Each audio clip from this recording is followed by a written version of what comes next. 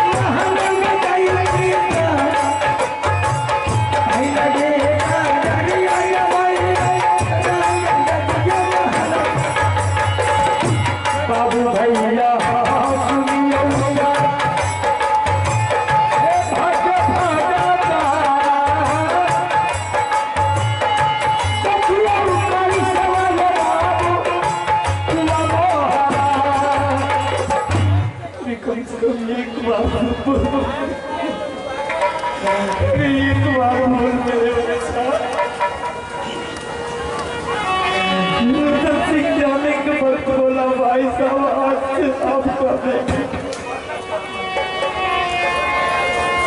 अगर रमन सिंह लौट आगे बोलेंगे भाई साहब मेरा बच्चा मुझे मैं इसको क्या जवाब दे? अगर कहेंगे तुम्हारा बेटा मर गया तो वो बोलेगा कि भाई साहब आपके राज में आपका बेटा बचा हुआ मेरा बेटा। दुनिया भर के मेरे ऊपर का रंग देगा कि हो सकता है वो समझते होंगे भाई साहब मेरा बच्चा बच जाएगा तो आप कहा कि सेदार बच, इसलिए सारा परिवार मिल करके मेरे बच्चे को मार दिया।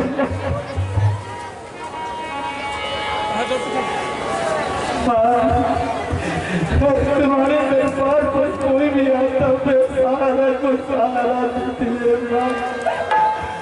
खाली हाथ आता झोली भर के चलेगा और मेरे बच्चे के लौटा दे मेरी माँ बच्चे के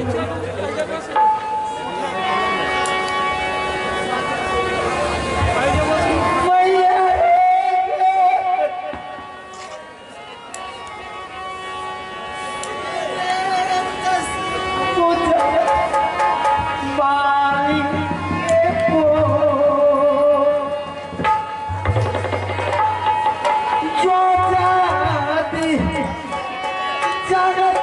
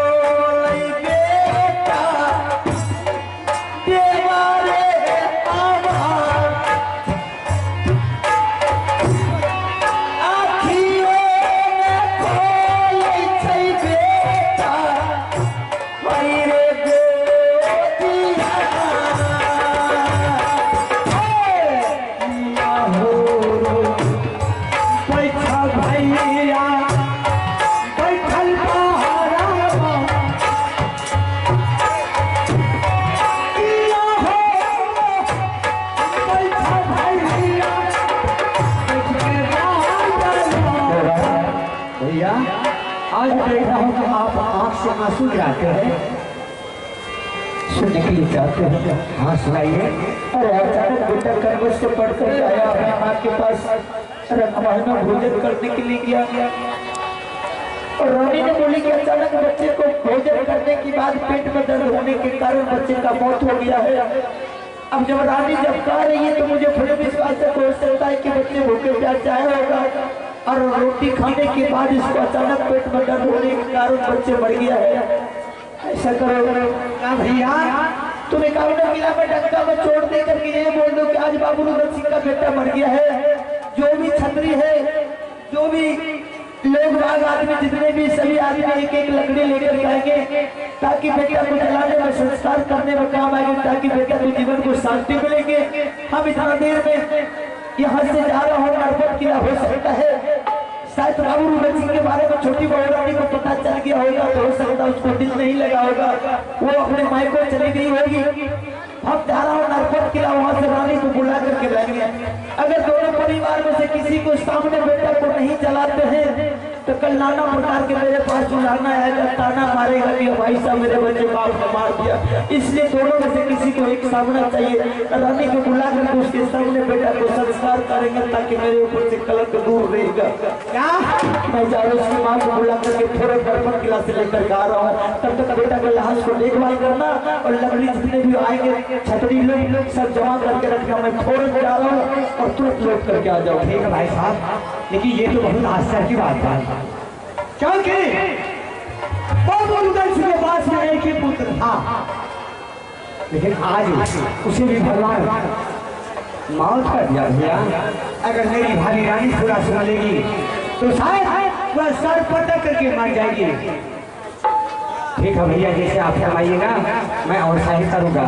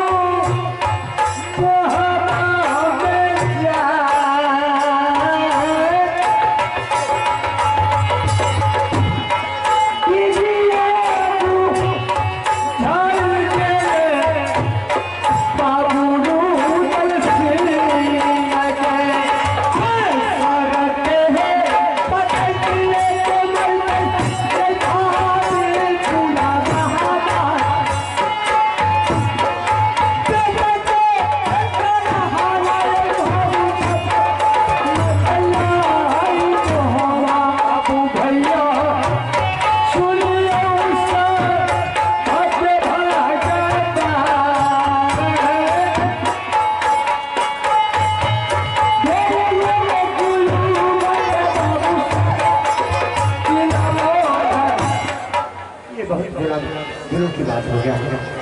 आज भाई साहब ने दरबार से गया है, वह ने बोल करके गया है कि तुम गंगा में चोट लगा दो। आज रुद्र सिंह को बेटा का मौत हो गया है। अरे जो मुझे फरमाया है वो तो मुझे करना होगा।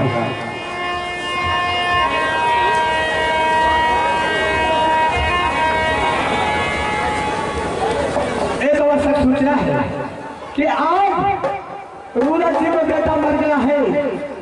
जिन मेहमानों को लकड़ी देना है, एक एक लकड़ी आकर उसे दे दीजिए ताकि उससे संस्कार हो जाएंगे। आज रुद्र सिंह बेटा का मौत हो गया है। जिन भाइयों बंधुओं को एक एक लकड़ी देना है, आकर के उसे लकड़ी चढ़ा दीजिए ताकि उसे संस्कार हो जाए। धन्यवाद। लेकिन मुझे तो फरमा करके गया है, इस बीच में अगर मेरी भागीदारी भुला गई मेरा भैया बाबू जंगी उमर सिंह आ गया, वह देखेंगे अमरजीत को मरा हुआ, वह बोल देंगे कि मेरा बेटा का साथी है, सेवा पार्टी इससे बना है, यह जगह पे मैंने छोड़ रहा हूँ, हम भी यह दरबार छोड़ करके निकल जाता हूँ।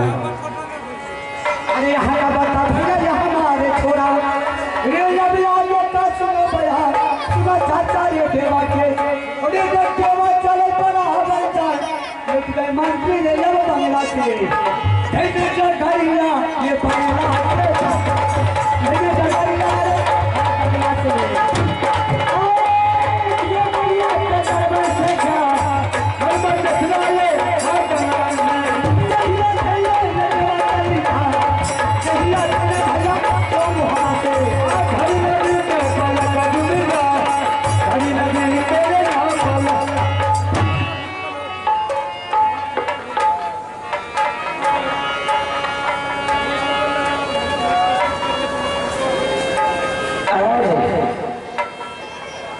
आज मैंने इस जंगल में बहुत आश्चर्य का सपना देखा।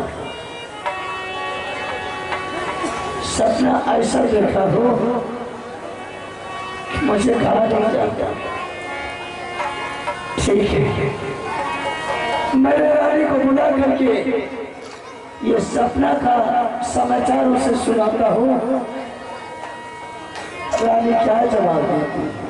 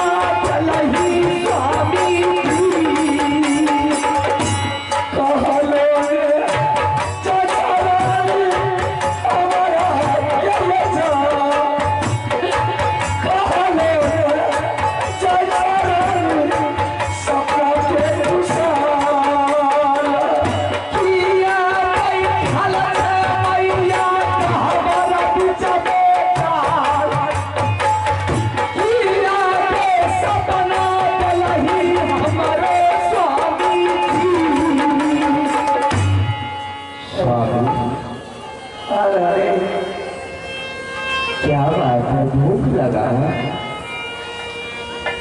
नहीं, मुझे भूख लगा है रानी। अगर आपको भूख नहीं लगा है तो फिर रानी को बुलाने का मकसद क्या है? मैंने तुम्हें इसलिए बुलाया हो रानी,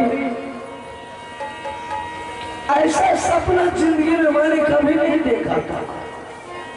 आज ऐसा सपना मैंने देखा। कौन सा सपना आपने देखे हैं? अगर सपना देखे तो सपना का कुशल मुझे भी कह करके सुनाइए, मैं भी सुनूंगी। हाँ, अगर सपना का तूने कुशल सुन लिया ना रानी, तुम्हारी कलेजा तो टुकड़ा हो जाएगी रानी। टुकड़ा हो जाए? ऐसी कौन सा स्वप्न आपने देखे हैं जो मेरी कलेजा तो टुकड़ा हो जाएंगे? कह करके तो सुनाइए। सपना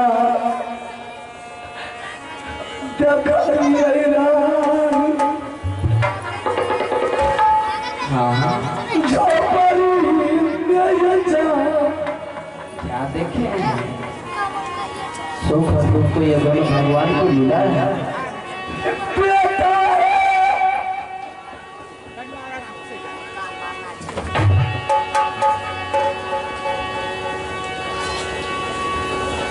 सारे संसार में भगवान अगर सबको सुख देता तो भगवान को कौन याद करते? ये तो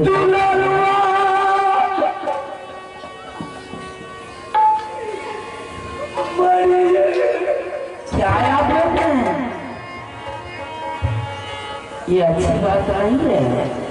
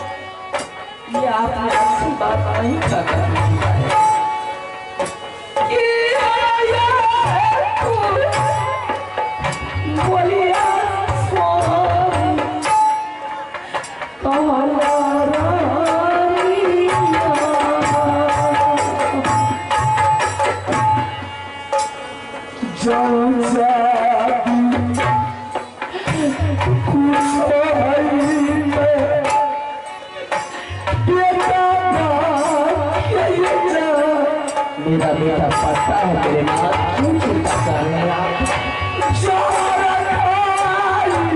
ऐसी बात मत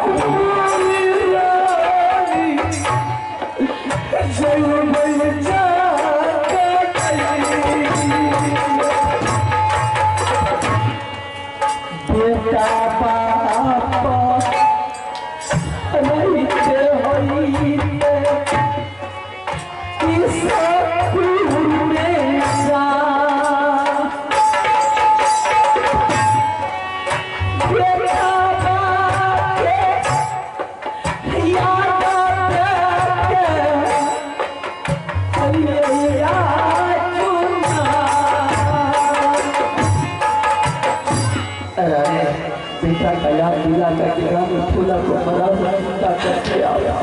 रानी चल, आज बेटे का याद मुझे बहुत आ रहा है। बेटा का याद तो अब मैं माँ हूँ तो मुझे भी बहुत सताती है। अब ये संसार में सिर्फ मुझे बेटा ही है रानी, और इसके अलावा कुछ नहीं है। माँ बाप का सबसे बड़ा संपत्ति दौलत बेटा से बढ़ करके सोना चांदी 5 वाहन का बिल्डिंग रानी कुछ नहीं है। ऐसा कीजिएगा सब आप रानी, जब कमा के खिलाने वाला कोई नहीं है, सिर्फ एक बच्चा बच गया है। मैं जात की औरत कहाँ जाऊंगी? कल बात चाहिए गुरुदेव के पास, इस गुरुदेव के पास दोनों व्यक्ति ने बेटा को उपस्थित किए थे। आज उसी गुरुदेव से आंचल को फैला करके मांग लूंगी कि गुरुदेव जितना तक मेरा बेटा आपके पास रहा है, ये मेरी किस्मत थी, आपने इसको ज्ञान दिया। अब आप अपने पास से मेरे बेटा को मेरी गोद में डाल दीजिए। मैं अब बेटा लेकर के चली जाऊंगी। कहीं से बेटा आएगा, कुछ ना कुछ मांग करके अवश्य खिलाएगा। किसी न किसी तरह से वो बच्चा जब जवान हो जाएगा तो हम दोनों व्यक्ति अगर बैठे रहेंगे तो वही बच्चा कमा करके तो खिलाएगा। सबसे पहले घर चल राज मोहब्बत चल रही। अगर राज मोहब्बत में आया होगा तो बेटा को साथ वहीं से वापस जंगल ले आएगा।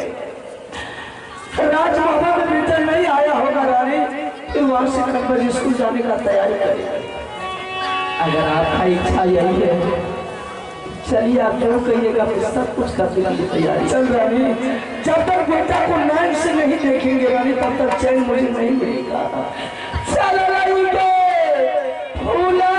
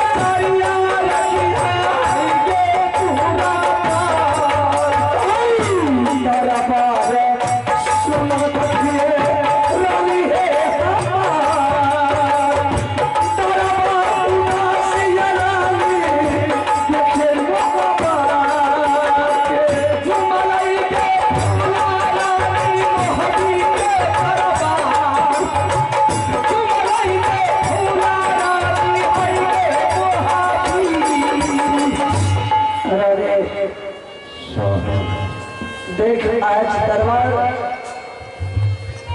इस दरबार में जब हम रहते थे रानी, तरह खेल रहा था। आज देखिए दरबार लग रहा है कोई शमशान घाट बन गया है। क्यों नहीं लगेगा? सरदार बिना सेना शून्य लग रहा है। घर में अगर गार्जियन नहीं रहते न सोना, उस घर का क्या स्थिति होता है? घर चलाने वाले आइंदा मैंने दूसरे रोज देखती थी दैव दरबार में बड़े बड़े वीर, बड़े बड़े पहलवान, बड़े बड़े राजा और महाराजाओं का अंबार लगा हुआ है। कहीं जगह नहीं रहती थे इस दरबार में। रानी इस राज से मुझे कोई मतलब नहीं है रानी, न कोई लेकिन आज देख रही हूँ कि मोदी किला का दरबार बिल्कुल शुद्ध पड़ा है। आइंदा रोज मैंने दूसरे रोज देखती थी कि मंत्री जी पहरा जगाया करते थे दरबार। मैं इस दरबार में बड़े भाई को देख रहा हूँ रानी, न बेटा इंद्र सिंह को देख रहा हूँ, न देवा पंडित को देख रहा हूँ। किससे बेटा के बारे में पता करूँ या पूछूं कि मेरा बेटा आया है या नहीं आया है। आज मैं देख रही हूँ कि मंत्री जी बड़े बेचैन से सो गए। कहाँ नींद काट रहे हैं इस दरबार में। दरबार में पहरा भी जगाने वाला कोई नहीं है। कहाँ रानी देवा सो गया? नजर उठा करके देखिए इस दरबार में, ये देखिए मंत्री जी दरबार में सो गए। इसी मंत्री जी को जगा करके पूछिए कि मेरा बेटा कन्वस से पढ़ के आया है या नहीं आया है। अगर मेरा बेटा कन्वस से पढ़ के आया होगा तो मंत्री जी अवश्य मेरे बेटा को बुला करके मुझे गोद में लगा देंगे। अगर नहीं आया होगा तो फिर दोनों व्यक्ति उसी गुरुदेव के पास चलेंगे और बेटा मार लेंगे। ठीक है रानी, तुम बैठो, मैंने देवा को जगा करके अपना बेटा के बारे में पता लगाता हूँ कि मेरा बेटा आया है या नहीं आया है। आप इस देवा को जगाइए, मैं अब आगर मां उस बेटा को आवाज लगाती हूँ। अगर इस मोदी किला के दरबार में कहीं भी खेलता होगा, किसी आंगन में खेलता होगा, मेरी आवाज को सुनेगा, किसी के साथ वो बातचीत नहीं करेगा, किसी बच्चा के साथ वो नहीं खेलेगा, लौट करके हंसते हुए दौड़ते हुए आते हैं और मेरी गोद में आकर के बैठ जाएंगे। ठीक है रानी, हम देवा को जगा करके पूछते हैं। मैं भी बेटा को आवाज लगाता हूँ।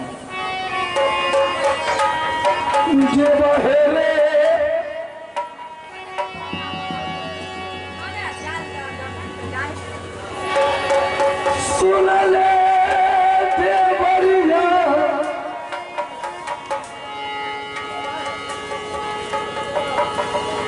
बरिया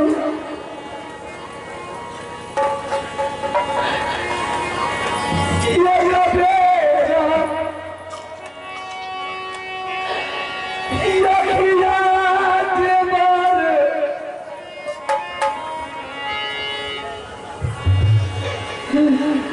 करिया मेरे